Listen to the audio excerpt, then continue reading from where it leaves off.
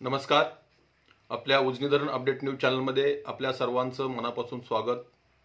आज 7 फेब्रुवारी 2024 सकाळी उजनी धरणाची काय स्थिती आहे.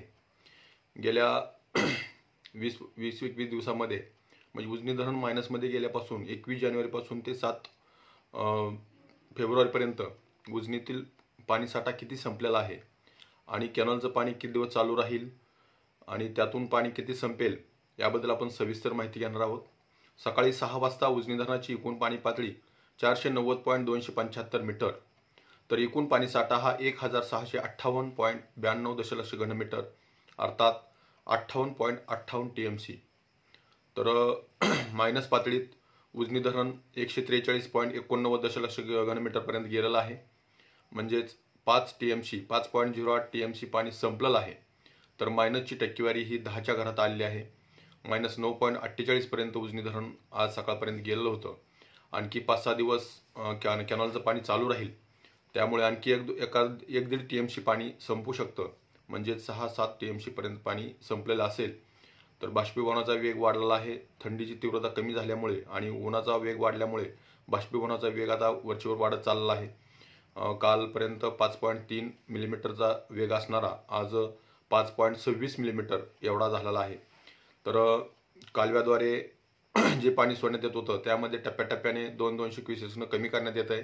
2600 क्युसेक्सवरून 2400 क्युसेक्स करण्यात आलं होतं आणि काल दुपारी 12 वाजता ते 200ने कमी करून 2200 क्युसेक्स हा कॅनल चालू ठेवलेला आहे. तर बोगद्यातून 200 क्युसेक्सचा विसर्ग सध्याला चालू आहेच. आता विषय राहिला कालव्यातून सोडलेलं पाण्यामुळं उजनी धरण मायनसमध्ये गेलेलं तर आहेच, त्याबरोबर वरच्या धरणातून जी पाणी सोडण्याची मागणी धरण काठच्या शेतकऱ्यांची आहे, धरणग्रस्ताची आहे, त्या मागणीला केराची टोपली दाखवली, धुडकावलं मुख्यमंत्री उपमुख्यमंत्री अजित पवार यांनी. त्यामुळे पुणे जिल्ह्यातील वरच्या धरणातून आपल्या उजनीत पाणी येण्याचा मार्ग जवळपास बंद झालेला आहे. खरं तर आता आपल्या जिल्ह्यातील लोकप्रतिनिधींनी याबद्दल आवाज उठवला पाहिजे, त्यांनी आग्रह धरला पाहिजे, हिंमत दाखवली पाहिजे. पण तसं होणार नाही, कारण ह्यांना उजनीचं पाणी संपवायचं होतं आणि उजनीत पाणी आणणं ह्यांच्या कॅपॅसिटी बाहेरचं आहे.